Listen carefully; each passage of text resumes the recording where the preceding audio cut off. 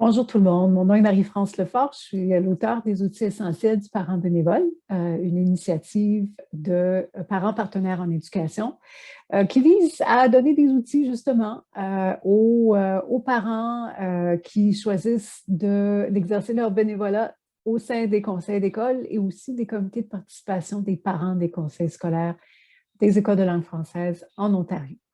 Alors, j'ai le plaisir aujourd'hui de vous parler d'un sujet qui me tient à cœur. C'est le dernier, pour l'instant, des modules, le parent bénévole comme représentant ou représentante de sa communauté scolaire et partenaire. Alors, c'est un sujet qui vient nous chercher au niveau de notre rôle de façon générale et aussi dans ce concept qui est celui du partenariat. Qu'est-ce que ça veut dire quand on est représentant des parents et puis qu'on est aussi partenaire au sein de nos regroupements? Et on va explorer ça ensemble aujourd'hui. Alors, je pense que c'est Shakespeare qui a dit quand on ignore ce qu'on pourrait être, des fois, on passe à côté de belles expériences et on reste peut-être dans notre coin et il y a des raisons pour ça. Parmi les choses qui font que peut-être qu'on choisit de ne pas s'impliquer dans nos regroupements, bien, ça pourrait être quelque chose comme le syndrome de l'imposteur, qui est une espèce d'anxiété sociale où on hésite un peu à se lancer, où on pense que les gens ont plus de capacités ou plus de connaissances que nous. Alors que dans le fond, si on avait à comparer ou à penser que nos qualifications sont celles d'un autre, on regarderait ça de loin et on dirait, ah, peut-être, cette personne-là est très capable et a beaucoup de capacités.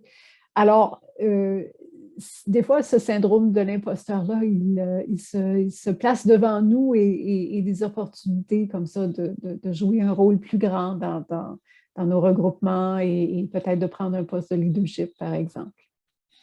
D'autres raisons aussi, peut-être, pour rester sur le carreau, c'est peut-être on se dit, ben, moi, je suis quelqu'un d'assez expressif ou créatif ou j'aime pas ça rentrer dans un cadre, puis peut-être qu'on va pas m'accepter comme je suis. Peut-être que je suis un peu différent des autres et j'ai peur que ça me nuise, ça, dans un regroupement. Alors, parfois, ça peut être ça, cette peur-là. Des fois, on a peur de choisir aussi. On est un peu sur la clôture. Est-ce que je me lance? Est-ce que je me lance pas? Est-ce que je vais faire? Est-ce que je vais me lancer dans devenir membre d'un conseil d'école ou d'un CPP? Est-ce que je vais choisir de prendre un rôle peut-être de présidence ou de prendre un rôle au sein de ce comité-là? Alors, on reste un petit peu sur la clôture. Parfois aussi, ça nous vient d'une conception qu'on a du leadership, une conception négative de ce que c'est un leader. Peut-être que c'est quelque chose qui nous vient de notre enfance ou encore peut-être des expériences professionnelles qu'on a vécues. Alors, ça ne nous tente pas de prendre plus de responsabilités et d'être avec une équipe finalement. Alors, toutes ces raisons-là, écoutez, ça peut être c'est des raisons qui peuvent exister pour vous.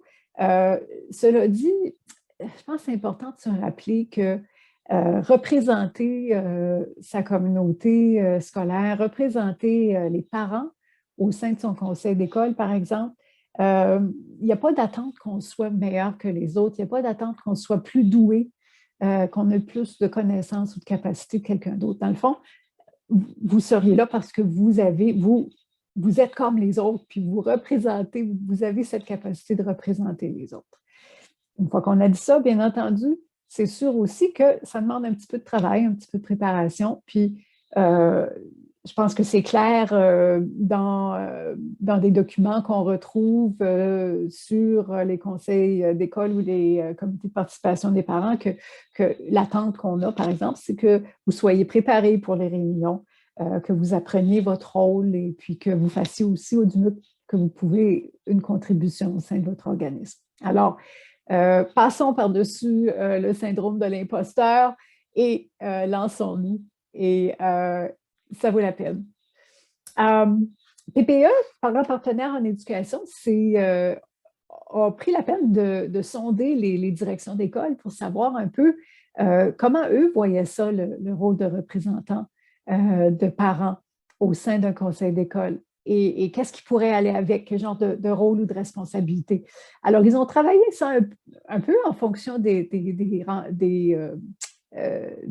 feedback, de la rétroaction qu'ils ont reçu des directions d'école. Et puis, je vous lance ici certaines de ces attentes-là. Et puis, je pense qu'elles sont pas mal bonnes. Et puis, ça peut être intéressant en se préparant à l'idée de se joindre à un conseil d'école, de penser, est-ce que je saurais faire ça? Est-ce que ça me plairait de faire ça? Alors, parmi donc ces attentes, il y a celle-ci, je fais un effort de communiquer en français sur les sujets qui concernent l'école, le conseil scolaire. Je participe activement aux réunions de mon regroupement. Je me tiens au courant des initiatives de mon école et ou de mon conseil scolaire. Quand l'occasion se présente, j'assure un accueil chaleureux aux nouvelles familles. On retrouve encore celle-ci. Je pose des gestes d'inclusion envers les familles qui représentent diverses cultures et réalités. Je saisis l'occasion de promouvoir les activités de l'école et ou du conseil scolaire. Si j'ai à prendre la parole au nom de mon regroupement, je me prépare en conséquence. Et si j'ai plus d'expérience, je me rends disponible pour parler aux autres parents de mon regroupement. Et je suis à l'affût des candidats et des candidates possibles pour y assurer une relève. Alors, on le sait, à chaque année, le conseil d'école, par exemple, ça se reconstitue.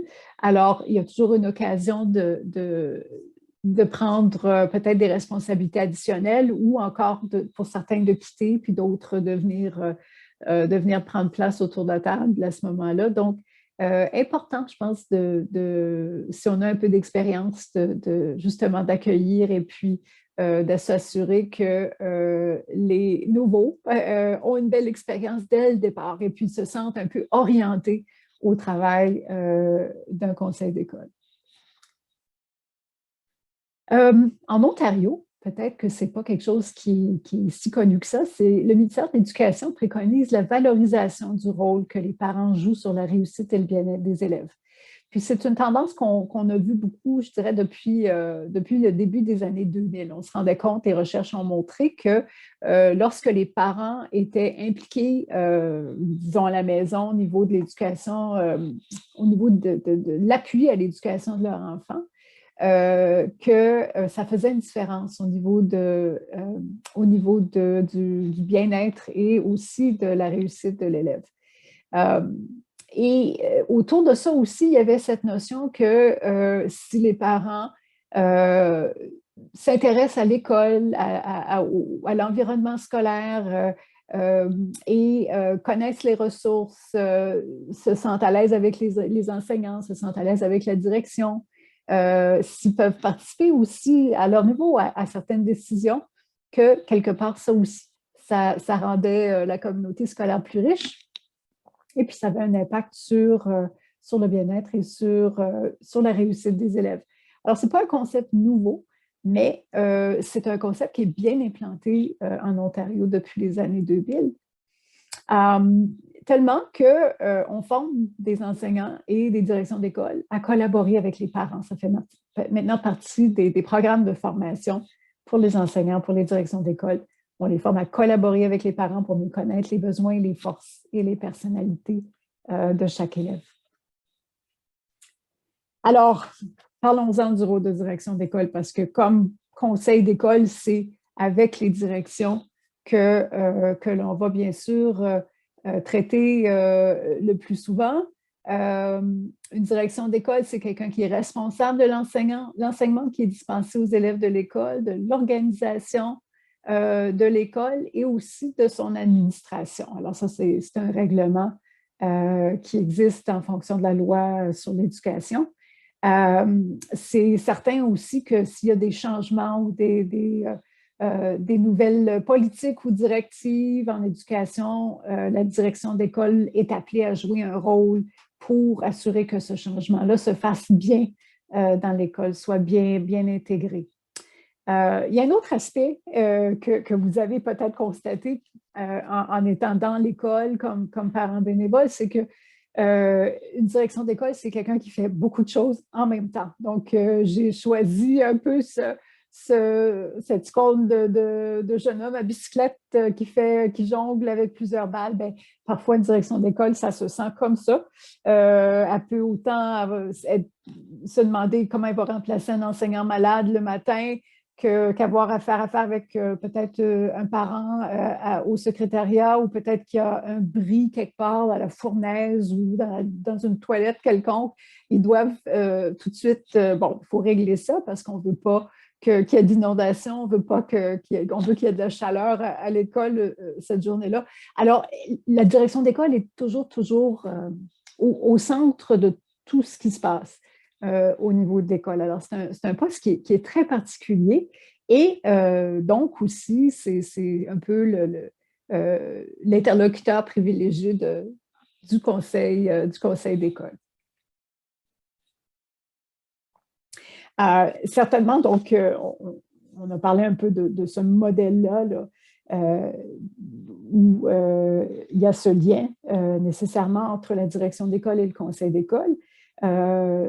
Selon l'encadrement qu'on donne les politiques au niveau du ministère et aussi du conseil scolaire, la direction d'école est tenue de consulter son conseil d'école. Elle doit le consulter.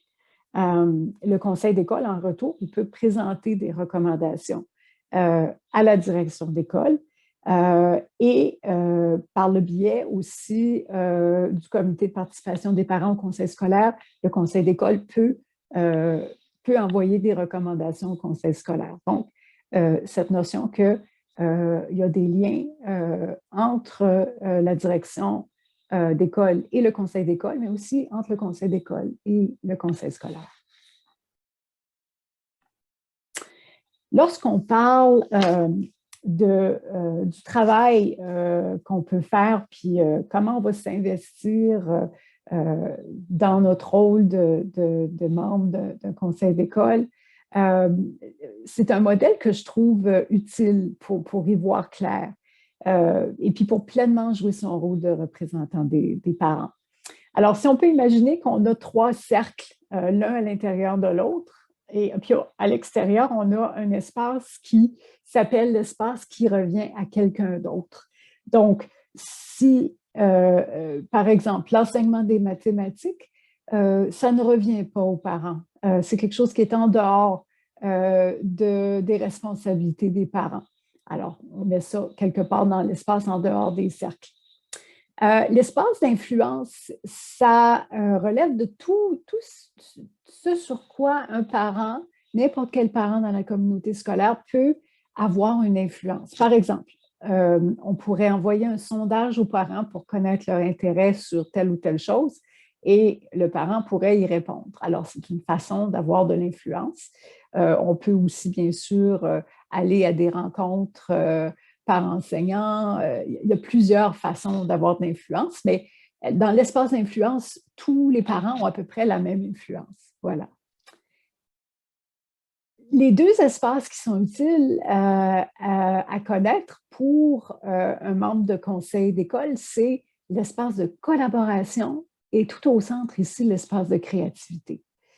Dans l'espace de collaboration, je vous dirais, ce sont les choses qui, peut-être qu'on fait naturellement chaque année. Des fois, on a des programmes qui reviennent, des activités qui reviennent dans les conseils d'école. Alors, c'est les choses sur lesquelles on collabore, mais qui sont prévisibles ou qui sont fortement suggérées par la direction d'école ou encore le conseil scolaire. Dans le cercle du milieu, c'est l'espace de créativité. Et cet espace-là, des fois, il faut le négocier. Alors, c'est tout ce qui, en fonction de notre compréhension de notre rôle, fait du sens, semble une bonne idée, mais qui peut-être n'a jamais été fait avant. Alors, des fois, quand on propose des idées ou des choses, c'est peut-être parce qu'on les a entendues. On a entendu que ça se faisait dans une autre école ou encore on est allé à une conférence de parents partenaires, puis on a entendu parler d'un projet qu'un conseil d'école a fait dans une autre école, dans une autre région, qu'on a trouvé ça super, puis on aimerait ça essayer dans notre école à nous. Alors ça, c'est un peu l'espace de créativité et ça peut demander un petit peu de négociation. Alors ici, vous avez bien sûr cette notion de co-création, collaborer plus créer. Alors j'aime bien ce concept de co-création où est-ce qu'on travaille donc en partenariat. Maintenant, dans l'espace de collaboration aussi, on travaille en partenariat, mais c'est parfois sur des choses un petit peu plus prévisibles. Donc, peut-être qu'il y a une nouvelle politique sur le recyclage à l'école, puis tout naturellement, la direction d'école va vouloir avoir le son de cloche du conseil d'école, puis il va peut-être demander au conseil d'école, ça serait bien qu'on consulte les parents de la communauté scolaire là-dessus. Ça peut être aussi de s'impliquer dans la planification et l'exécution des activités. Alors ça aussi, ça fait partie des choses de façon naturelle qu'on va demander au conseil d'école. Dans l'espace de créativité, comme on l'a dit, ce sont généralement de nouvelles choses. C'est peut-être des choses qui n'ont jamais été faites avant, puis on veut aller vérifier quelles seraient les règles d'engagement pour ça, quelles seraient les règles du jeu, parce qu'il y a peut-être des choses qui sont nouvelles. Par exemple, proposer de nouvelles façons de prélever des fonds pour l'école et mettre à exécution notre idée.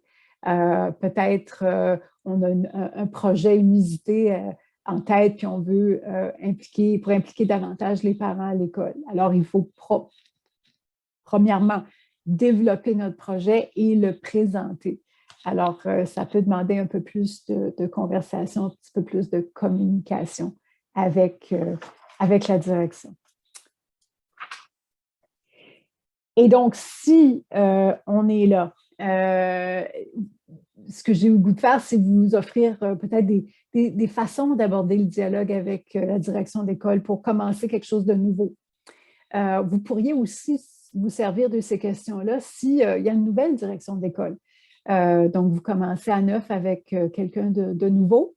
Alors, ça peut être utile d'avoir cet échange-là lors d'une première rencontre avec la direction d'école. Puis, des questions comme, comment est-ce qu'on peut vous appuyer comme membre du conseil d'école? C'est quoi votre philosophie à vous? Comment voyez-vous notre rôle? De quoi avez-vous besoin de notre part? Ça, je pense que c'est une bonne question vraiment à poser dans le sens que vous dites tout de suite, on reconnaît votre rôle qui est différent du nôtre, mais nous, on veut vous aider. Donc, comment est-ce que le conseil d'école peut vous aider? De quoi avez-vous besoin de nous? Alors, c'est une question très, très empathique, très puissante, je pense, qui déjà montre qu'on est prêt non seulement à collaborer, mais à être de bons partenaires. Au-delà de ces éléments, quel est l'espace de créativité avec lequel on est tous et toutes à l'aise pour un conseil d'école? C'est quoi le cadre dans lequel on va travailler? Puis, est-ce qu'il y a des capacités que vous pensez qu'on devrait développer comme regroupement pour être encore plus efficace? Alors ça aussi, peut-être que c'est une question qu'on pose un petit peu plus quand on est un peu plus avancé dans notre année, mais ce sont de bonnes questions à poser. Une des choses qui m'a surprise quand on a fait le sondage avec PPA des directions d'école, c'est dans les commentaires, il y avait des directions qui disaient que les parents, selon eux, de leur conseil d'école, ne prenaient pas assez d'initiatives, qu'il fallait que la direction d'école leur dise un peu quoi faire. Et de l'autre côté, souvent, on entend, pas souvent, mais quand même, c'est des choses qui se disent. Parfois, des parents qui se plaignent, des conseils d'école qui se plaignent que la direction est peut-être moins réceptive ou pas ouverte aux idées ou aux idées nouvelles. Donc, quelque part, entre ces deux idées-là, il faut se rapprocher puis il faut se comprendre, je pense, au niveau des rôles de chacun puis des attentes de chacun. Alors ça peut être des questions qui peuvent vous aider. Et puis, bien sûr, ces questions-là sont dans le module 6, donc celui sur la représentation et le rôle de partenaire. Ça se peut, puis je ne vous le souhaite pas, mais au cas où, ça se peut que vos relations avec la direction d'école soient un peu tendues, que peut-être qu'il s'est passé quelque chose, ou en tout cas, il y a eu un malaise, ou que qui a des choses à réparer, peut-être des pots cassés à réparer. Et puis, je voulais cette phrase de Adam Kaone qui a écrit plusieurs bouquins sur les conflits et la résolution de conflits, comment travailler et collaborer quand il y a des relations conflictuelles. Et puis, il dit, lui, quand on ne fait pas partie du problème, on ne peut pas faire partie de la solution. Hein? Alors, c'est quand même une façon intéressante de dire les choses. Quand on ne fait pas partie du problème, on ne peut pas faire partie de la solution.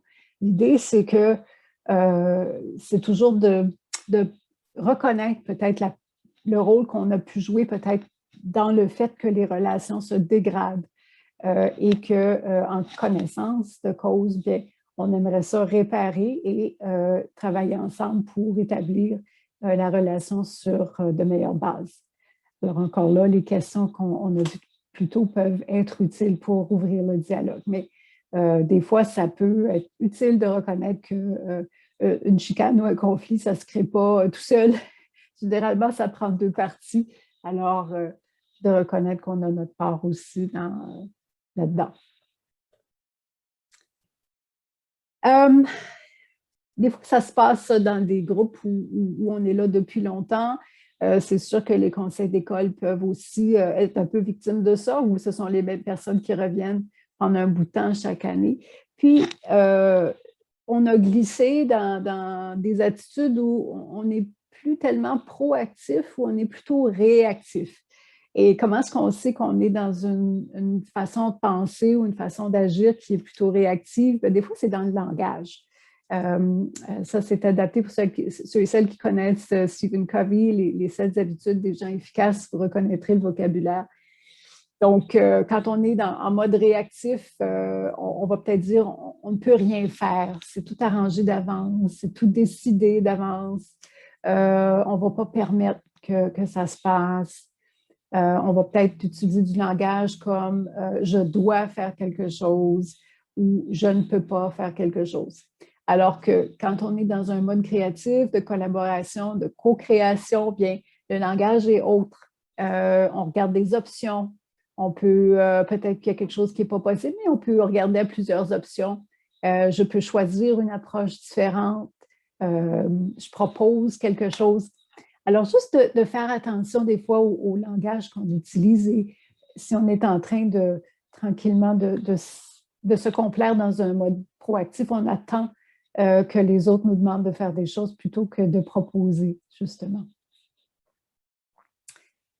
Puis, peut-être une dernière idée, c'est celle qui me met un peu de joie dans le cœur en ce moment.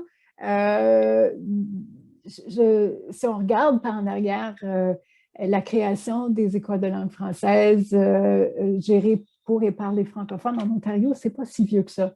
Ça date d'environ 25 ans. Il y a eu des débuts de gouvernance des écoles et des conseils scolaires avant, bien entendu, mais les parents d'Ontario ont joué un rôle absolument fondamental dans l'obtention des écoles de langue française à travers l'Ontario, puis aussi dans la gestion de ces écoles-là. Et puis, il faut, je pense, dire à quel point ça, c'est pas rien que d'avoir contribué à ça, puis que dans certaines régions, il faut encore demander, puis exiger, puis parce que c'est parfois, oui, on a une école, mais l'école n'est pas tout à fait adéquate. Alors, cette lutte-là n'est pas terminée. Ce qu'on sait, c'est qu'un partenariat efficace entre les parents, bénévoles, la direction et aussi la communauté plus large autour de l'école, ça contribue au rayonnement des écoles et de la francophonie. C'est important de le reconnaître. Puis, si votre école est active, si les élèves ils sont bien, s'ils apprennent bien, si on a une équipe école stable, si les gens veulent s'inscrire, veulent inscrire leurs enfants, bien, ça peut passer par un partenariat efficace avec les parents et la direction et aussi avec le conseil scolaire. Alors, voilà une bonne raison de plus pour ne pas hésiter à à explorer ce rôle de représentante des parents au sein d'un conseil d'école et à vous impliquer pleinement. Alors là-dessus, merci beaucoup de votre écoute et puis à bientôt. Bonne chance. Bye bye.